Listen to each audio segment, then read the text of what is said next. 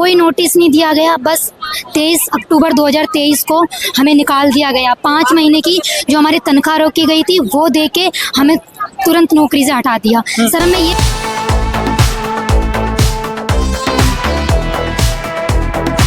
धरना पे बैठी हैं लेकिन बातें करते हुए भावुक हो जा रही है, क्या बात है?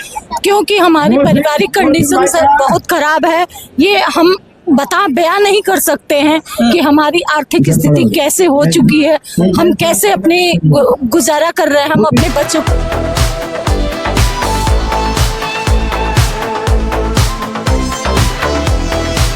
साथियों, आप सबका NST न्यूज में बहुत बहुत स्वागत है। अभी देश में लोकसभा चुनाव खत्म हुआ है और लोकसभा चुनाव के खत्म होते ही जो देश के सांसद चुने गए हैं, अभी संसद भवन में जाकर के एसी के मजे ले रहे हैं।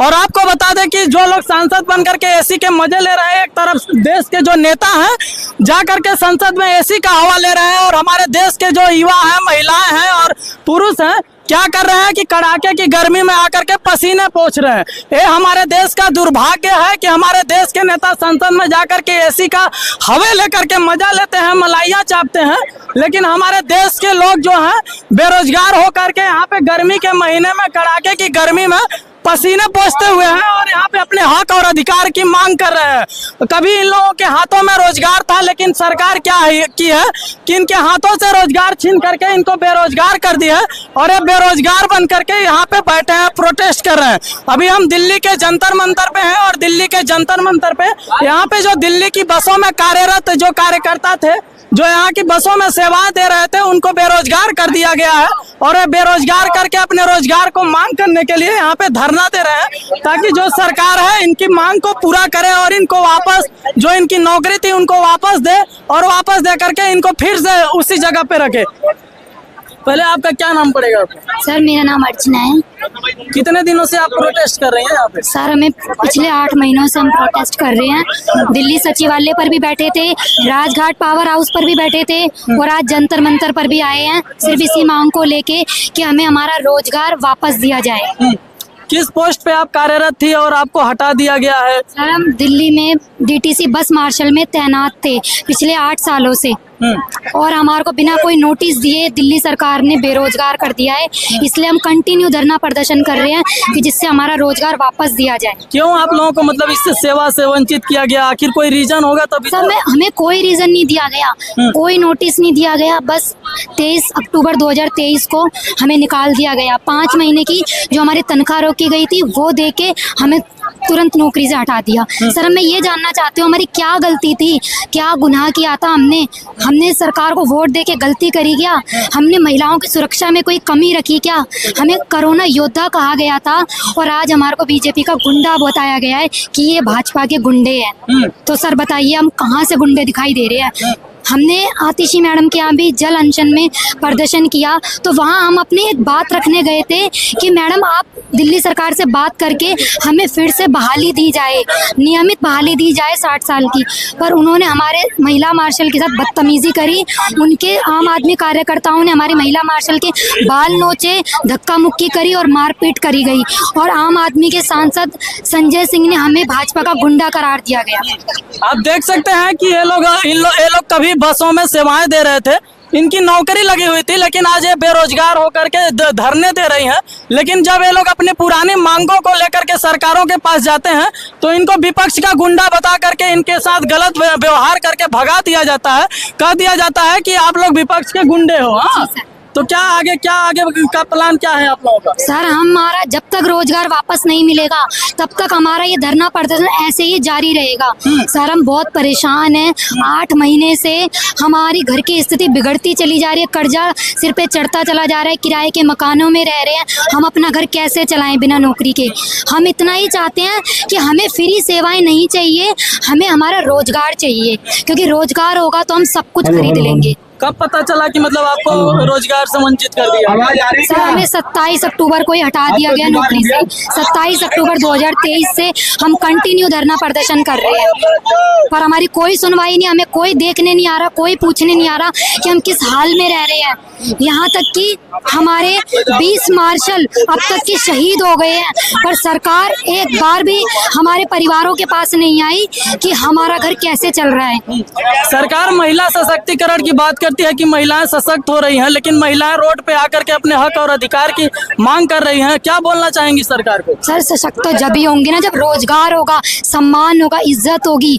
जब महिलाओं का ही सम्मान नहीं हो रहा है तो और कहाँ की ये महिला सुरक्षा की बात करते हैं। क्या आप पोस्टर पे क्या लिखा है? बस मार्शलों का क्यों किया बेरोजगार। आप देख सकते हैं कि इधर आप देख सकते हैं कि लगातार प्रोटेस्ट जारी है। इधर पुरुष हैं और इधर महिला है।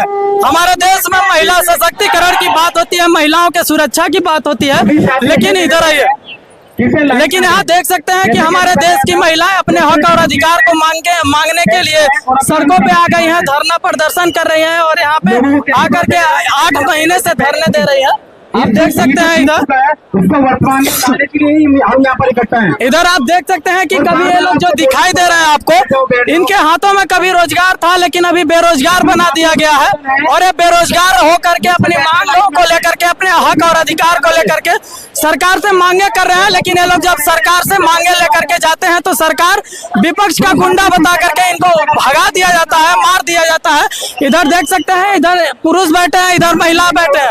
लगातार हमारे देश के जो नेता हैं संसद में जाकर के बड़े बड़े बयान देते हैं, देश के लोगों के लिए बातें बोलते हैं, लेकिन नौबत यह है कि हमारे देश के लोग परेशान होकर के सड़कों पे हैं, लेकिन हमारे देश के नेता संसद भवन में जाकर के एसी का मजे ले रहे हैं और अपने हिसाब से अलग अलग बयान दे रहे हैं। आप देख सकते हैं कि इधर हमारे देश की महिलाएं हैं जो जिनके हाथों में कभी रोजगार था लेकिन इनको बेरोजगार कर दिया गया है और ये अपने हक और अधिकार को लेकर के लड़ रही हैं। बोला जाता है कि महिला किसी से कम नहीं है, महिलाएं पुरुषों से आगे हैं। तो आप देख सकते हैं कि महिलाओं की हिम्मत है कि अपने हक और अधिकार को लेकर के लड़ाई लड़ रही हैं और अपने हक अधिकार को छीनने के लिए धरने दे रही हैं। अभी जंतर मंतर पे बैठी हैं और अपने हक और अधिकार के लिए 8 महीने से बैठी हैं और इनसे और लोगों से जानने की कोशिश करेंगे। कब से कर रही हैं मैम जंतर मंतर पे धरना? अब हम लोग पहले भी कर चुके हैं, फिर अभी बैठे हैं। हम लोग 8 महीने हो चुके हैं धरने करते करते, लेकिन हमारी कोई सुनवाई नहीं हो रही है। कोई हमसे ये भी पूछने नहीं आ रहा है आप लोग कैसे हो, आप लोग को क्या हो रहा है क्या नहीं। कोई भी नेता, कोई भी अधिकारी हमारे पास नहीं है। कितने वर्ष से मतलब आप कार्यरत थी इस पोस्ट पे? हम लोग 5-6 साल से थे कार्यरत। तो आप मतलब धरना पे बैठी हैं लेकिन बातें करते हुए भावुक हो जा रही है, क्या बात है? क्योंकि हमारी पारिवारिक कंडीशन सर बहुत खराब है।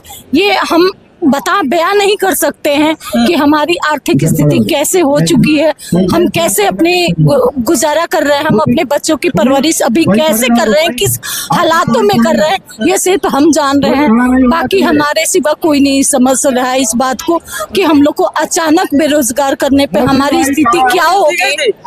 कोई नोटिस हमें नहीं मिला था, अचानक हम लोग को बोला गया कि आप लोग की ड्यूटी हटा दी गई है। 31 दिसंबर से हमारी ड्यूटी बंद कर दी गई। हम लोग को अचानक सूचना मिली, हमें बड़ा दुख हुआ कि हमने जिस लगन के अनुसार, जिस भाव के अनुसार हमने अपनी ड्यूटी निभाई, जितनी ईमानदारियों के साथ हमें बस मार्शल के रूप में तैनात किया गया। हमने हर सवारियों को, हर लोगों, बुजुर्ग लोगों को, महिला जो प्रेग्नेंट थी उन महिलाओं को हम लोग बहुत ही स्वेच्छा के अनुसार उन्हें हम लोग केयर करते थे, उन्हें उनकी हर परेशानी को सॉल्व करते थे। उन्हें आराम से हम बस से नीचे स्टैंड पे खड़े करके उतारते थे। हर बुजुर्ग, हर महिला को हम लोग बहुत सपोर्ट किए, बस सरकार उसकी सिला हमें ये दी।